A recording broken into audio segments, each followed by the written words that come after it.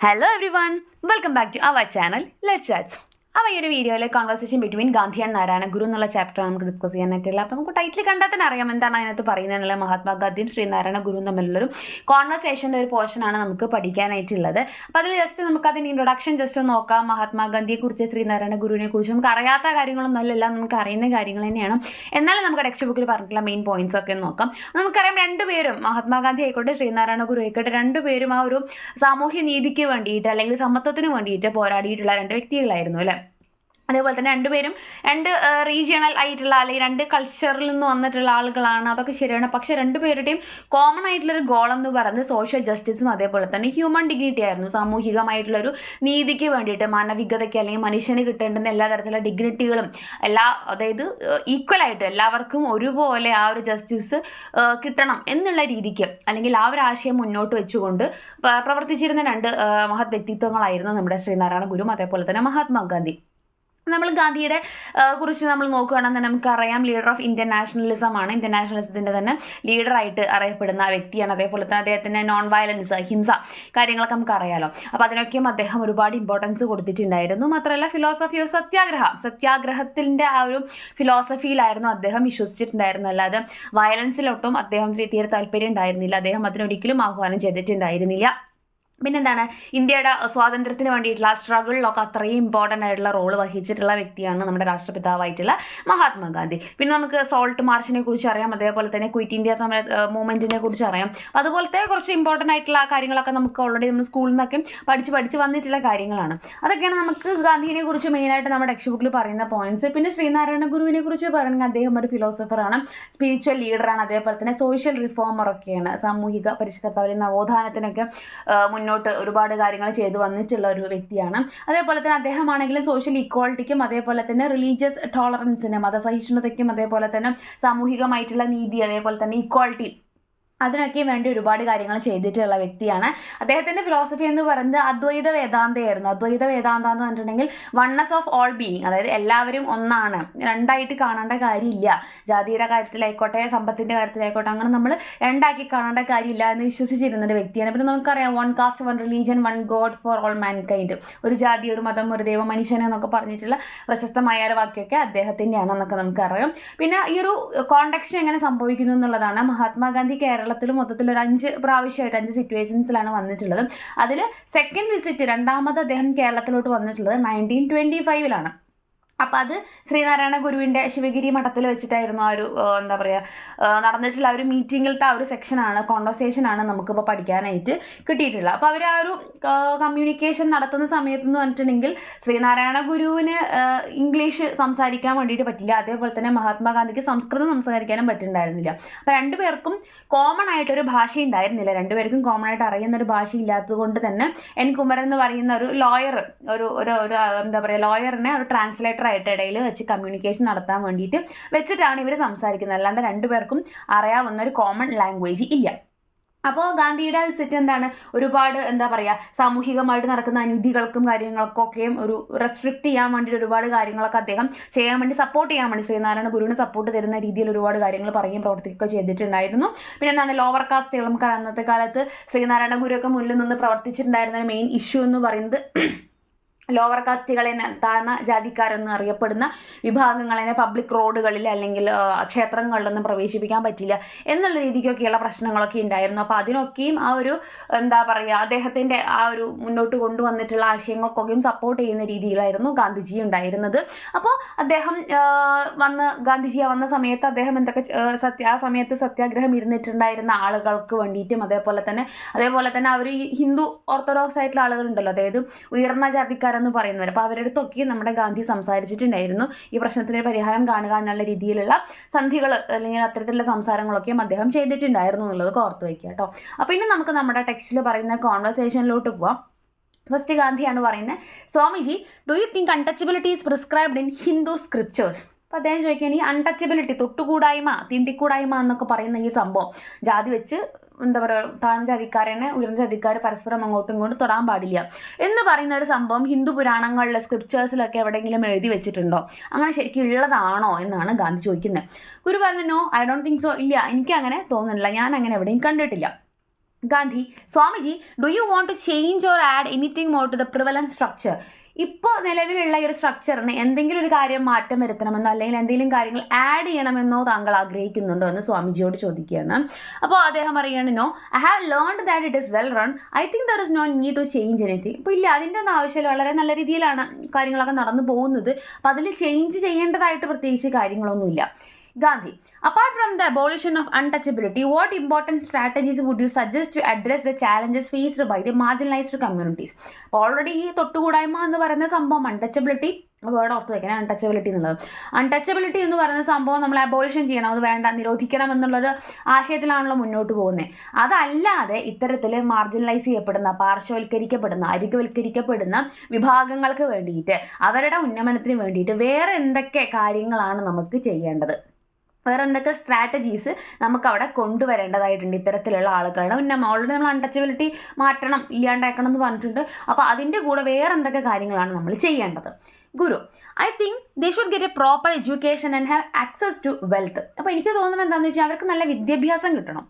വിദ്യാഭ്യാസം കിട്ടുന്നതിനൊപ്പം തന്നെ വെൽത്തിന്, സമ്പത്തിലേക്ക് അവർക്ക് ആക്സസ് കിട്ടരുത്. അതുവരെ സമ്പത്ത് എന്താണ്, ഇത്തരത്തിലുള്ള ഉയർന്ന ജാതിക്കാരെന്ന് പറയുന്നവരുടെ കൈകളിൽ മാത്രം കേന്ദ്രീകരിച്ചിട്ടുള്ള ഒരു കാര്യമായിരുന്നു. അപ്പോൾ അത് ഇത്തരത്തിലുള്ള മാർജിനലൈസ്ഡ് ആയിട്ടുള്ള കമ്മ്യൂണിറ്റീസിൻ്റെ കയ്യിലോട്ട് കൂടെ എത്തുന്ന തരത്തിലേക്ക് നമ്മുടെ സ്ട്രക്ചേഴ്സും കാര്യങ്ങളും അല്ലെങ്കിൽ നിയമങ്ങളെല്ലാം മാറേണ്ടതുണ്ട്.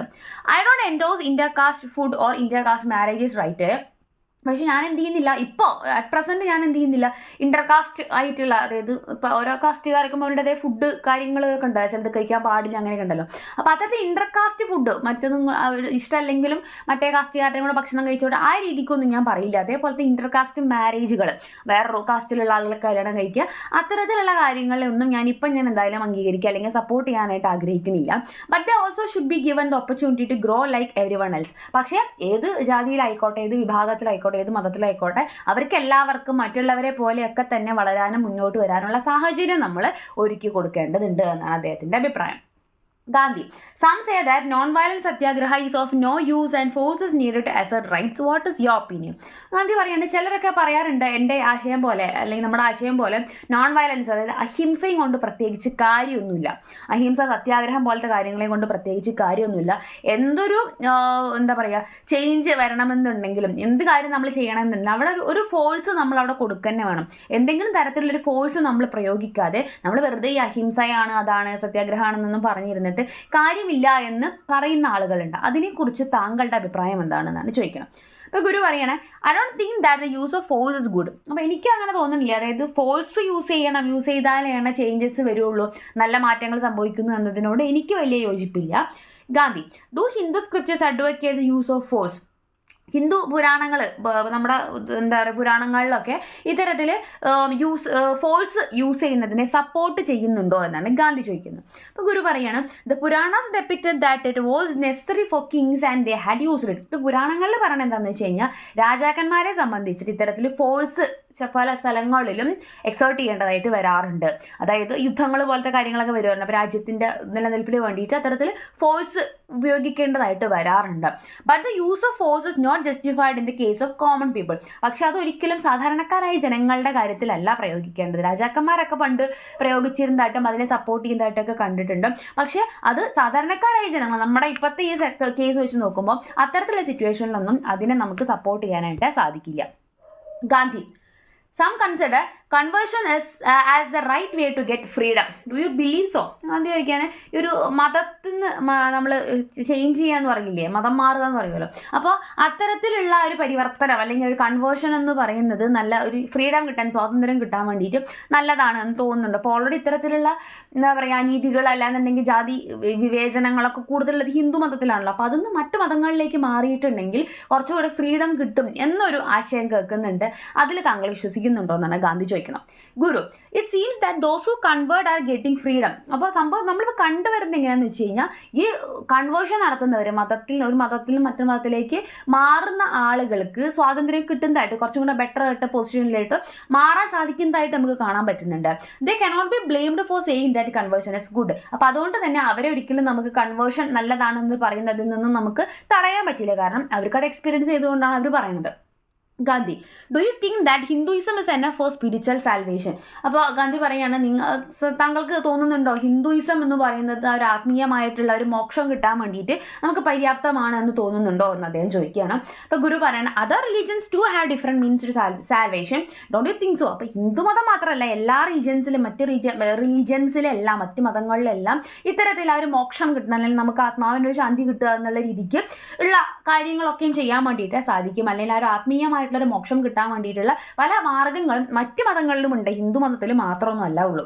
Gandhi, let us leave aside what other religions have. മറ്റുള്ള മതങ്ങളുടെ കാര്യം അവിടെ ഇരിക്കട്ടെ. Do you think that Hindu religion is sufficient four salvation? അദ്ദേഹം വീണ്ടും എടുത്ത് ചോദിക്കുകയാണ്, ഹിന്ദു റിലീജിയൻ്റെ കേസാണ് ഞാൻ ചോദിക്കുന്നത്. ഹിന്ദു മതത്തിൽ ഇത്തരത്തിൽ ആ ഒരു എന്താ പറയുക സാൽവേഷൻ അല്ലെങ്കിൽ ആ ഒരു മോക്ഷം കിട്ടാൻ വേണ്ടിയിട്ടുള്ള കാര്യങ്ങളെല്ലാം പര്യാപ്തമാണ് എന്ന് വിശ്വസിക്കുന്നുണ്ടോ എന്ന് അദ്ദേഹം വീണ്ടും ചോദിക്കുകയാണ്. ഗുരു പറയാണ്, more than enough, but people prefer worldly freedom more. അപ്പോൾ അത് ആവശ്യത്തിലുപരി മാർഗ്ഗങ്ങൾ നമ്മുടെ ഹിന്ദു റിലീജിയനിലുണ്ട്. പക്ഷേ ആളുകൾ ആഗ്രഹിക്കുന്നത് വേൾഡ്ലി ഫ്രീഡത്തിനാണ്. ഈ സ്പിരിച്വൽ ഫ്രീഡം അല്ലെങ്കിൽ സ്പിരിച്വൽ സാൽവേഷൻ അല്ലെങ്കിൽ ആത്മീയമായ ഒരു മോക്ഷത്തിനോ അല്ലെങ്കിൽ സന്തോഷത്തിനോ അല്ലെങ്കിൽ ആ ഒരു സ്വാതന്ത്ര്യത്തിനോ ഒന്നുമല്ല ആളുകൾ ആഗ്രഹിക്കുന്നത്. അവർ എന്താ പറയുക, ലൗകികമായിട്ടുള്ള അല്ലെങ്കിൽ വേൾഡ്ലി ആയിട്ടുള്ള കുറച്ചും കൂടെ ഫീൽ ചെയ്യുന്ന, ഫിസിക്കലി ഫീൽ ചെയ്യാൻ പറ്റുന്ന തരത്തിലുള്ള ഫ്രീഡമാണ് ആളുകൾക്ക് കൂടുതലും ആവശ്യമായിട്ടുള്ളത്. അപ്പോൾ ഗാന്ധി പറയണം, untouchability and other customs and more restrictions to people. Untouchability പോലത്തെ കാര്യങ്ങളൊക്കെ എന്താണ്, ആളുകളെ വല്ലാതെ റെസ്ട്രിക്റ്റ് ചെയ്യുന്ന, പിടിച്ചു നിർത്താൻ വേണ്ടി അല്ലെങ്കിൽ തടഞ്ഞു വെക്കുന്ന കാര്യങ്ങളാണ്. Let it be. Do you think that conversion is necessary for spiritual salvation? അപ്പോൾ അദ്ദേഹം ചോദിക്കുകയാണ്, അപ്പോൾ താങ്കൾക്ക് തോന്നുന്നുണ്ടോ സ്പിരിച്വൽ സാൽവേഷന് കൺവേർഷൻ ആവശ്യമാണെന്നൊരു ആശയം താങ്കൾക്ക് തോന്നുന്നുണ്ടോ? അപ്പോൾ ഗുരു പറയാണ്, conversion is not necessary for spiritual salvation. ഒരിക്കലും സ്പിരിച്വൽ സാൽവേഷൻ കിട്ടാൻ വേണ്ടിയിട്ട് നമ്മളൊരു മതം മാറുക അല്ലെങ്കിൽ പരിവർത്തനം ചെയ്യേണ്ടതിൻ്റെ യാതൊരു ആവശ്യകതയില്ല. അപ്പോൾ ഗാന്ധി പറയുകയാണ്, we are striving for worldly freedom, will it not be fulfilled? അപ്പോൾ നമ്മൾ ഈ ഒരു വേൾഡ്ലി ഫ്രീഡത്തിന് വേണ്ടിയിട്ടാണല്ലോ നമ്മളിപ്പോൾ പരിശ്രമിച്ചുകൊണ്ടിരിക്കുന്നത്. അപ്പോൾ അത് നമുക്ക് ഏതെങ്കിലും കാലത്ത് അല്ലെങ്കിൽ നമുക്കത് നിറവേറ്റിയെടുക്കാനായിട്ട് സാധിക്കുമോ? അപ്പോൾ ഗുരു പറയണേ, it will not fail. If we need to be sure about it, you will have to come here again to see its ഫ്രൂഷൻ.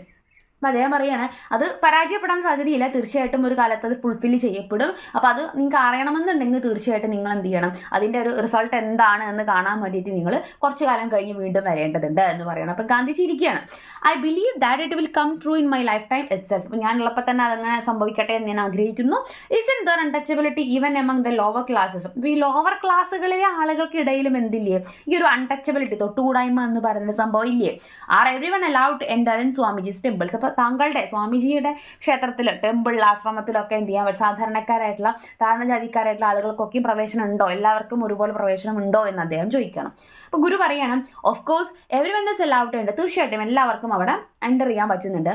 Boys from marginalised communities stay here in the Sivagiri mud and learn along with others. അപ്പോൾ ഈ സാധാരണക്കാരായിട്ടുള്ള അല്ലെങ്കിൽ marginalise ചെയ്യപ്പെട്ടിട്ടുള്ള വിഭാഗത്തിലെ boys, കുട്ടികൾക്കൊക്കെ എന്ത് ചെയ്യാൻ പറ്റുന്നത്, ശിവഗിരി മഠത്തിൽ വന്നിട്ട് അവിടെ വന്ന് താമസിച്ച് പഠിക്കാനുള്ള സൗകര്യങ്ങളൊക്കെ നമ്മൾ ചെയ്യുന്നുണ്ട്.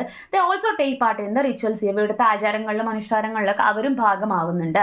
അപ്പം ഗാന്ധി പറയണം, I am glad to hear that. കേട്ടതിൽ അതറിഞ്ഞതിൽ എനിക്ക് ഒരുപാട് സന്തോഷമുണ്ട് എന്ന് പറഞ്ഞിടത്താണ് ഈ ഒരു നമ്മൾ ഈ സെക്ഷൻ എൻഡ് ചെയ്യുന്നത്. കൂടുതൽ വീഡിയോസിനെ ചാനൽ സബ്സ്ക്രൈബ് ചെയ്യുക, സപ്പോർട്ട് ചെയ്യുക. Thank you.